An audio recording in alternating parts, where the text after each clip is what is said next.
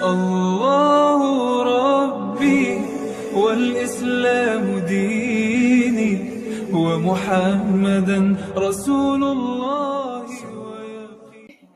Ketika duduk terperangah termenung aku dalam rangka memikirkan kemana lenyapnya nur Allah itu. Pada saat dia duduk menilik, menyentar keluar diri dan ke dalam diri, maka disitulah muncul kalimat di dalamnya, muncul kalam qadim di dalamnya. Allah, Allah, Allah. Disitulah dia tuh tersentak. Ini suara siapa ini? Siapa sebenarnya yang berkalam ini? Dia belum sadar siapa yang berkalam itu yang sesungguhnya. Lalu Allah bilang lagi, Allah, Allah, innani anallah, la ilaha illa ana. Belum juga dia paham. Maka kali yang terakhir Allah mengatakan, la ilaha illallah. Tidak ada yang wujud, tidak ada yang nyata pada dirimu. Karena dirimu adalah tajalinya aku. Akulah sebenarnya dirimu, dirimu itulah wujud nyatanya aku. Barulah nur itu menjawab, Muhammad Rasulullah. Barulah dia mengatakan, Muhammad Rasulullah. Ini maknanya Bapak Ibu. Allah menceritakan kepada tajalli dirinya, sesungguhnya aku ini Allah. Aku ini Allah. Namaku Allah. Dan engkau adalah wujud diriku. Engkau adalah kenyataan diriku. Engkau adalah bayangan diriku. Engkau adalah cermin diriku. Engkau adalah simbol untuk memandangkan wajah diriku. Itu makna rahasianya, makna hakikatnya. Barulah Allah itu bernama. Ketika telah zahir nurnya itu Bapak Ibu. Dan di situ pula lah rahasia hakikat. Apa kata Rasul? Man tolabal maula bi ghairi nafsin faqad dolalan baida. Siapa yang mencari Tuhan keluar dirinya, dia berada dalam kesesatan yang sangat jauh. Lalu bagaimana supaya tidak tersesat? Maka carilah Allah itu pada diri. Karena Allah telah menjadi rahasia diri. Disitulah letaknya. Man arafa nafsahu faqad arafa rabbahu.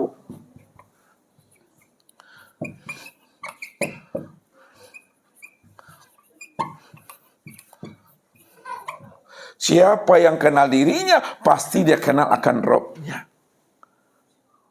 Maka senterlah ke dalam diri, tiliklah ke dalam diri, silau ke dalam diri. Siapa yang mau menyentar, menyilau dan menikam dirinya, pasti dia mengenal akan Robnya. Apa kata Allah? Ana fi abdi. Ana fi nuri, zohirun Robbi, fi batni abdi. Nur inilah sebenarnya yang dikatakan abdi itu.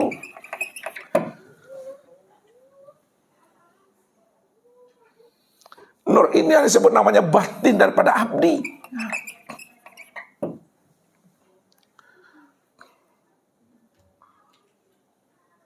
Makanya orang yang telah mampu mengenal rahasia hakikat dirinya, itu adalah nur, sementara nur ini adalah tajalli daripada Allah. Perwujudan Allah, simbol untuk memandang nyatanya diri Allah. Barulah dia kenal Tuhan pada diri sendiri. Ini yang Allah ajak kita berpikir. Awalam yatafakkaru fi anfusihim wa fi anfusikum afala tubsirun. Kenapa kamu tidak mau memikirkan siapa dirimu ini? Siapa nur ini? Pikirkan ini kata Allah. Kalau kita mau memikirkan bahwa dirimu adalah nur, nur itu adalah wujud nyatanya diri aku, pasti kamu mengenal siapa aku dan siapa dirimu. Aku inilah sebenarnya zat dirimu. Dan dirimu itulah sebenarnya sifat diriku. Aku Aku inilah bayang-bayang dirimu. Aku inilah wujud bayang-bayang dirimu. Dan kamu itulah sebenarnya bayang-bayang melihat akan wujud nyatanya aku. Disinilah dimunculkan istilah dan perumpamaan Bapak Ibu. Ya. Nah, perumpamaannya, nur inilah bayang-bayang. Nah, bayang-bayang daripada Tuhan itu. Sedangkan Allah itu adalah orangnya. Orang yang punya bayang-bayang itu. Orang yang punya bayang-bayang. Atau bahasanya, nur itu adalah cerminnya Allah. Cermin dirinya. Sedangkan Allah itu adalah orang yang bercermin. Orang yang berkaca, bercermin. Itu maksudnya. Nur itu adalah sifatnya Allah. Ini Bapak Ibu memahaminya. Nur itu sifatnya Allah. Sedangkan Allah itu adalah zatnya siapa? Zatnya nur itu sendiri.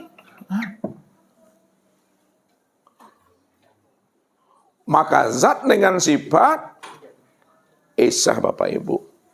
Itulah yang dikatakan al-abid wal ma'bud wahid. Yang menyembah dengan yang disembah, yang melihat dengan yang dilihat, yang mengingat dengan yang diingat, Esa satu. Kenapa dikatakan Esa dan satu? Karena memang dia yang wujud semata-mata. Itu maksudnya. Kalau dia yang wujud semata-mata, maka siapa nur ini? Nur inilah tajalinya. Nur inilah penampakan dirinya. Nur inilah yang dikatakan namanya wujudullah. Tuh dia Bapak Ibu. Ini baru keluar bahasa tauhidnya. Nur ini yang disebut wujudullah. Atau nur itu yang disebut namanya ainullah. Wujudnya Allah, nyatanya Allah. Sekarang Bapak Ibu, nur ini sebagai wujudnya Allah, nur ini sebagai nyatanya Allah, sudah sempurna zahir dan batin pada insan. Apa maksudnya nur itu sudah sempurna zahir dan batin pada insan? Nur itulah yang disebut namanya sudah nyata jadi tuh. Nur itu juga sebenarnya sudah nyata jadi. Itu maksudnya tubuh dan ruh itu, ya, itu asalnya adalah nur. Itulah wujud nur itu sebenarnya. Jadi nur itu sudah nyata pada tubuh. Nur itu sudah nyata pada ruh. Jadi nyatanya nur pada tubuh dan ruh disebutlah namanya dengan insan inilah yang nur itu sebenarnya. Maka bertubuhkan nurlah kita Bapak Ibu. Siapa yang telah mengenal rahasia dirinya, telah berwujud nur, disitulah dia telah menemui Tuhannya pada diri sendiri. Itulah maksudnya. Baca alam pada diri, baca diri di dalam diri. Di dalam diri ada rahasia diri. Dan rahasia diri, akulah yang wujud dengan sendirinya, kata Allah. Barulah kita bisa memahami siapa kita yang sesungguhnya. Jadi kalau Bapak Ibu bisa menceritakan diri Bapak Ibu, sampai hilang, sampai habis, disitulah telah putuslah pengenalan diri Bapak Ibu itu kepada Allah. Siapa yang pandai bercita dan menciptakan dirinya ini sampai tidak terlihatnya akan diri kita, disitulah Bapak Ibu sudah sempurnalah pengenalannya kepada Allah itu.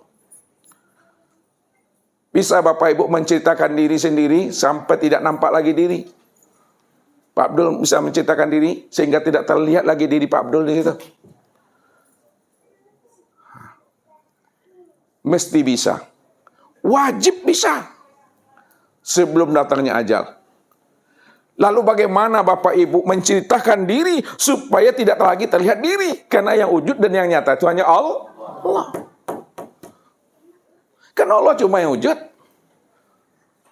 Wujudnya itu berupa nur. Nurnya itu sudah nyata pada insan. Insan ini ada zahirnya, insan itu ada batinnya. Zahirnya nyata pada tubuh, batinnya nyata pada ruh. Lalu siapa yang mampu bercerita tentang dirinya yang disebut insan sampai tidak lagi melihat dirinya, disitulah sempurnalah ma'rifatnya itu kepada Tuhan itu. Kita ceritakan Bapak Ibu supaya diri Bapak Ibu hilang. Sesungguhnya diri kita Bapak Ibu, walaupun Ustaz berkita-kita, tapi kitanya Bapak Ibu bukanlah wujud nyatanya diri Bapak Ibu. Kalaulah kitanya Bapak Ibu bukanlah wujud dirinya Bapak Ibu, lalu wujudnya diri Bapak Ibu itu wujud siapa? Wujudnya Allah. Sekarang Ustaz berkita-kita dengan diri Bapak Ibu supaya paham bahwa diri insan ini, diri Bapak Ibu itu ada zahir, ada batin. Nah, yang zahir ini terdiri daripada 4 anasir.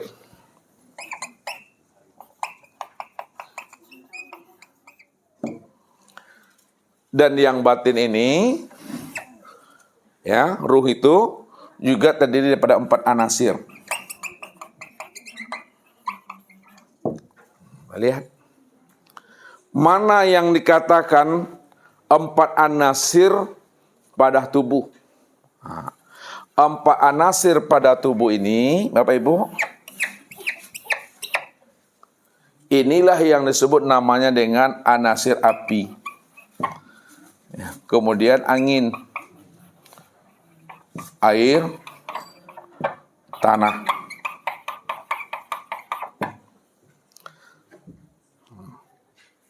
Kita lihat, kalaulah anasir daripada tubuh yang zahir adalah api, angin, air, dan tanah, maka anasir api itu, ya, pada diri Bapak Ibu nyata pada darah.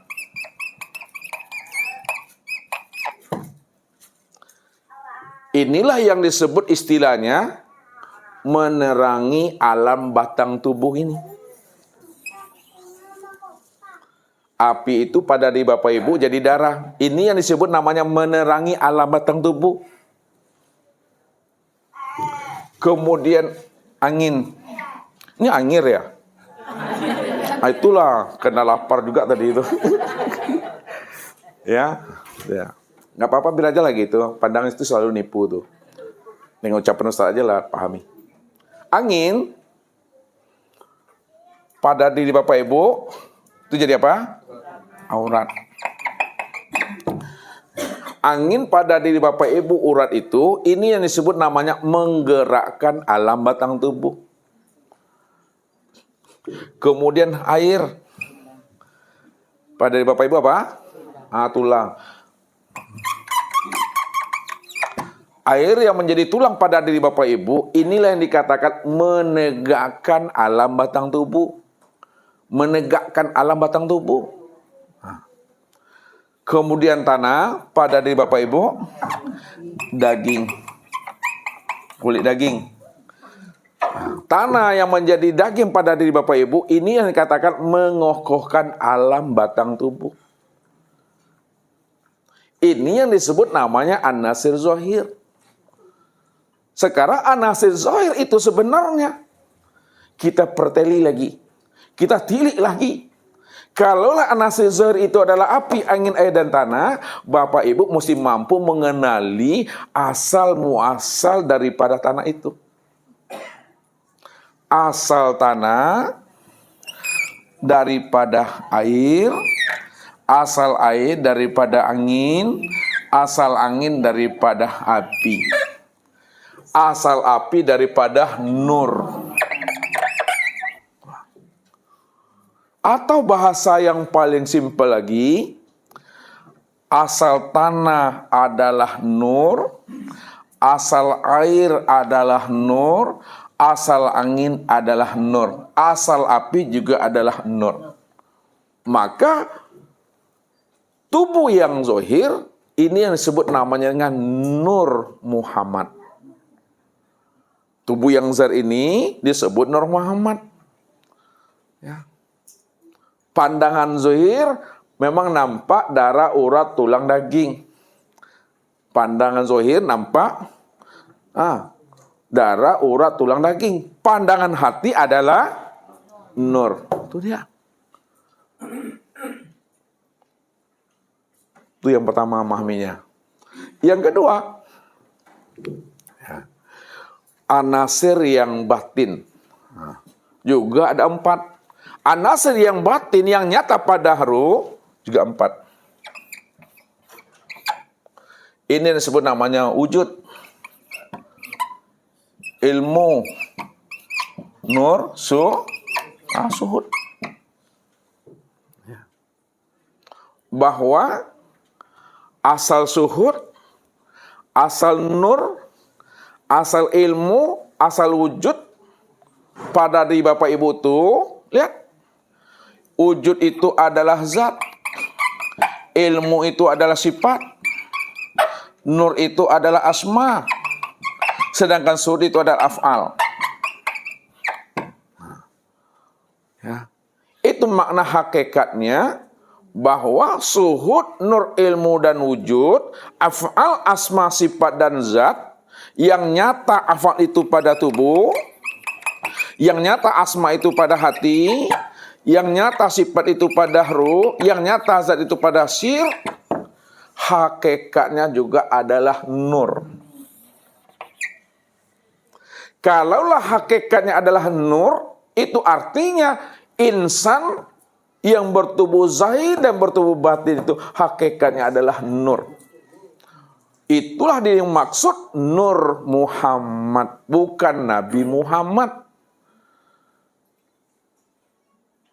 Jadi diri Bapak Ibu dipahami, diri yang zahir dengan diri yang batin ini, karena asal keduanya itu adalah nur, disebutlah namanya Nur Muhammad. Nah, kalau Bapak Ibu sudah paham, yakin dengan ilmu yang kita pahami, apa kata Rasul? Innallaha harrama alal ardi ayyakula ajasadal anbiya. Allah akan haramkan bumi ini. Dia tidak akan menghancurkan. Dia tidak akan membusukkan. Dia tidak akan membangkaikan. Bagi orang-orang yang telah mengenal namanya Nur Muhammad itu. Nur Muhammad inilah yang disebut namanya Sayyidul Anbiya. Penghulu sekalian Nabi itu Nur Muhammad. Maka inilah yang dijelaskan oleh Rasul. Ja'alani khatiman, ja'alani fatihan wa khatiman li zuhurun nubuwah. Ja'alani fatihan wa khatiman li zuhuril nubuwah. Ja'alani fatihan. Aku ini dijadikan Allah sebagai pembuka. Pembuka itu maksudnya adanya alam semesta, adanya alam batang tubuh itu kena aku. Kena aku itu. Maksudnya dari nur itu maksudnya. Ini cita hakikat. Wa khatiman. Dan aku juga lah, kata nur itu, sebagai penutupnya. Ini maknanya yang tersirat, bahwa batinnya lebih dahulu tua daripada zohirnya. Maknanya, Nur Muhammad itu lebih tua dari sekalian Nabi dan Rasul. Makanya disebut Sayyidul Anbiya. Batinnya lebih tua, lebih dahulu dibandingkan Nabi Adam dan Nabi-Nabi dan Rasul setelahnya. Sementara zohirnya lebih muda daripada Nabi dan Rasul. Mulai dari Nabi Adam sampai kepada Isa. Dia yang lebih muda. Siapa itu? Itulah Nabi Muhammad Sallallahu Alaihi Wasallam. Disitulah rahasianya. Ketika Rasul ditanya oleh sahabat, mata kuntan nabiyan ya Rasulullah. Ini cerita hakikat. Kapan engkau menjadi nabi ya Rasul? Mata kuntan nabiya ya Rasulullah. Kapan engkau menjadi nabi ya Rasul? Apa jawaban beliau? Kuntu nabiyan wa Adam baina ruh wal jasad.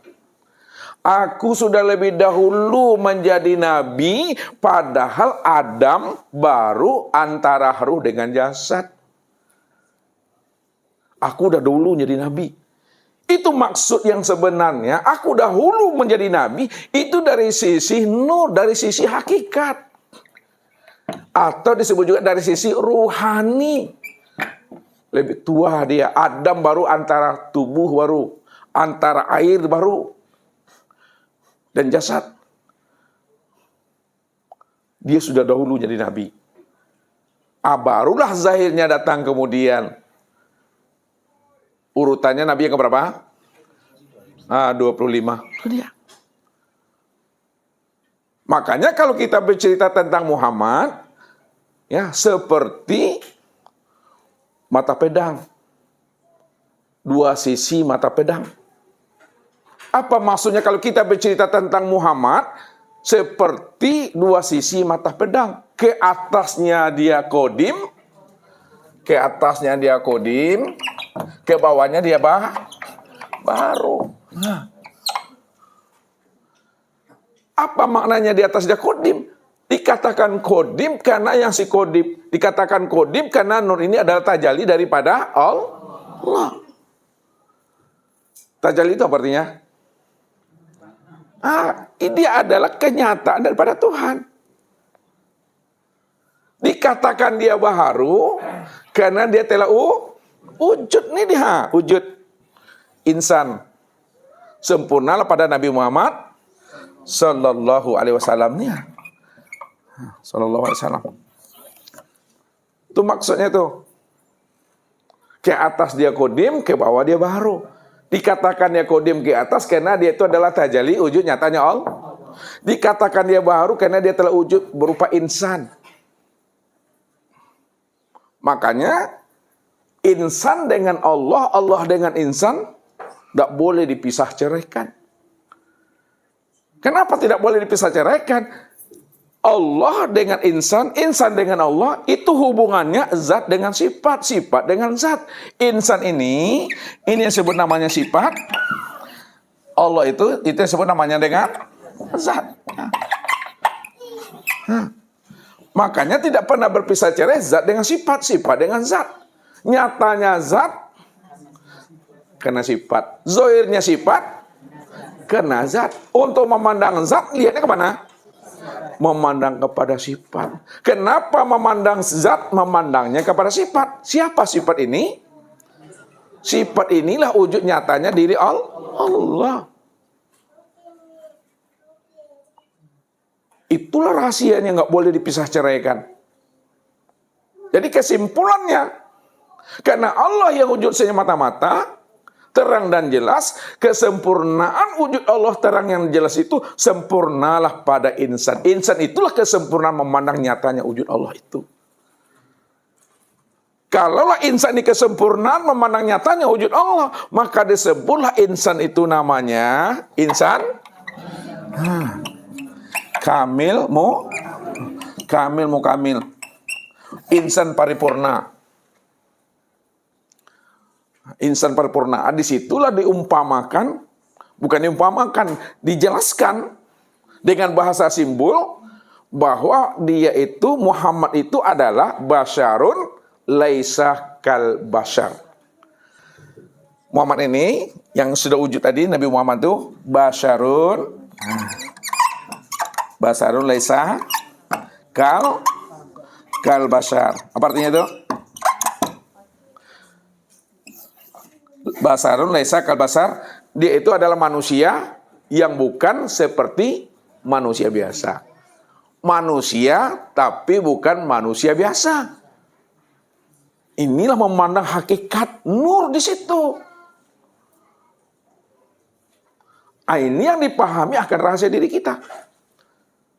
Jadi kalau kita sudah bercerita dan pandai kita menjelaskan diri kita siapa, maka hilanglah diri kita nyata lah Allah di situ.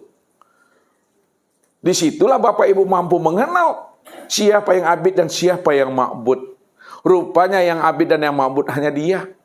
Dialah yang menyembah, Dia yang sembah. Dia yang memuji dan Dia pula yang dipuji. Wa an ya'buduni hadza siratal mustaqim. Akulah yang menyembah dan memuji akan diriku sendiri. Akulah yang melihat dan menyaksikan diriku sendiri. Tidak ada siapa-siapa lagi di sana. Ini bahasa hakikatnya. Ketika diturunkan ke dalam bahasa syariatnya, yang memuji siapa? Yang memuji Allah. Yang memuji, itulah tuh pengaruh apa tadi tuh? Biar tidak terasa lapar, nggak salah pula menjawab pertanyaan Ustadz. Ya, Ustadz tulis. Siapa yang memuji? Siapa pula yang dipuji? Nah, lihat pertanyaannya. Siapa yang memuji? Yang memuji adalah sifat itu siapa namanya? Muhammad. Muhammad itu apa sebutannya? Ini udah depannya. Siapa yang memuji? Ia memuji sifat. Siapa namanya? Muhammad. Muhammad itu apa sebutannya?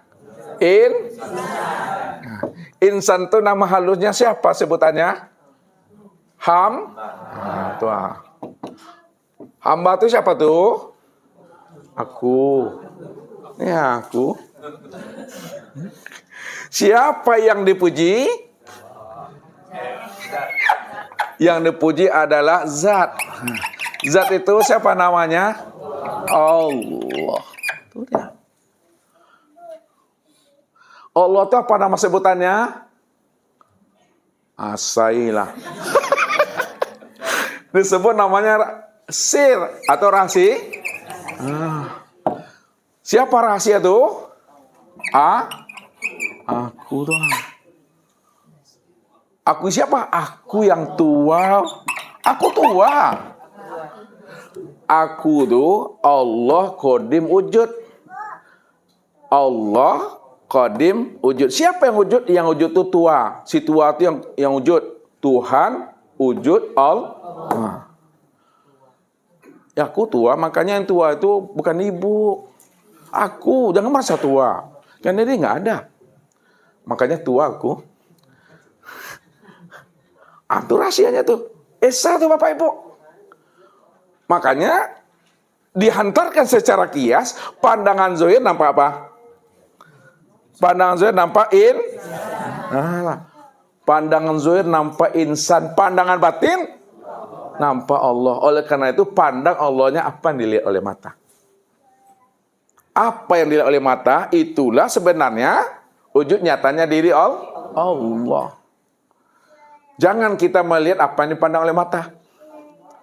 Kalau kita melihat apa yang dipandang oleh mata, maka yang dilihat itu yang terpandang apa?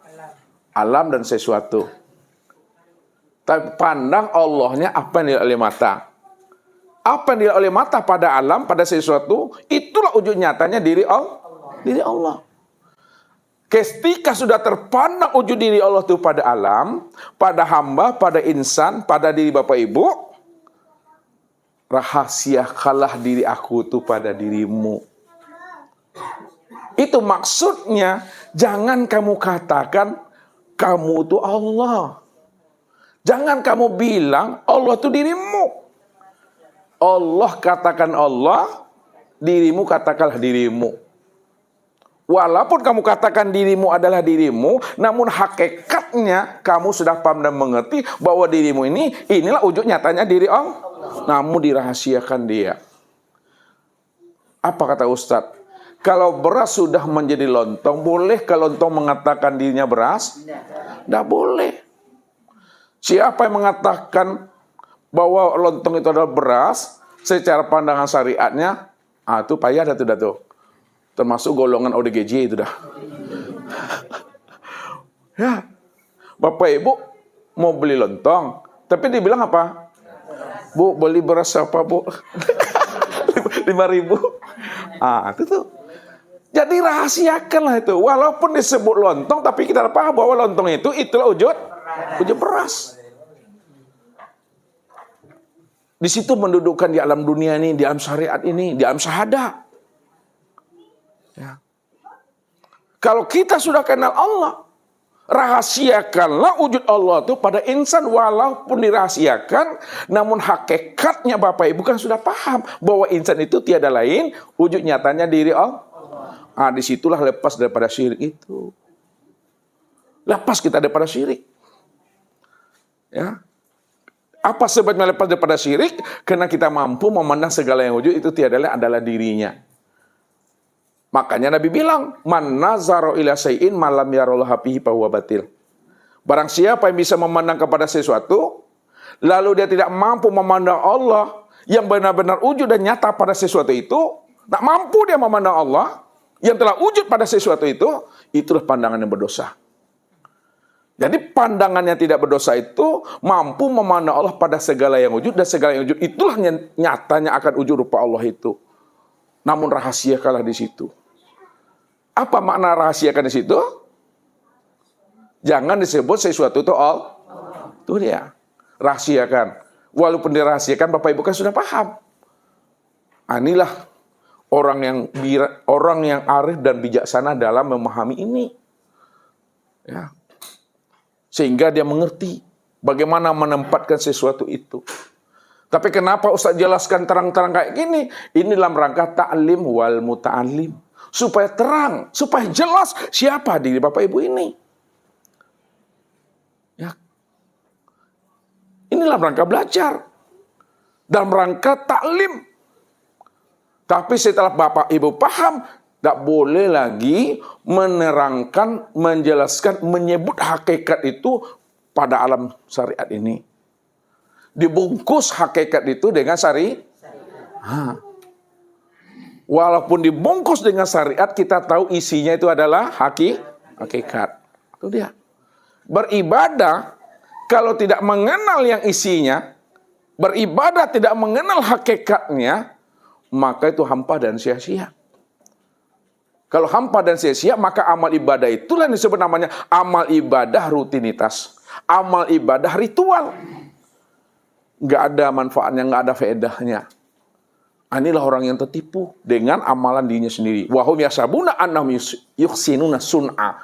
Mereka mengira dan menyangka telah melakukan amal yang terbaik, padahal mereka sudah tertipu. Inilah rahasianya Bapak Ibu. Jadi kalau Bapak Ibu sudah bisa menceritakan diri insan ini, sehingga tak lagi nampak keakuan diri Bapak Ibu, yang nampak hanya diri Allah. Allah lah yang wujud semata-mata, sejak dahulunya, sekarang dan yang akan datang. Dah paham atau belum? Alhamdulillah, terasa laparnya aku. Billahi taufiq wal hidayah. Assalamualaikum warahmatullahi wabarakatuh.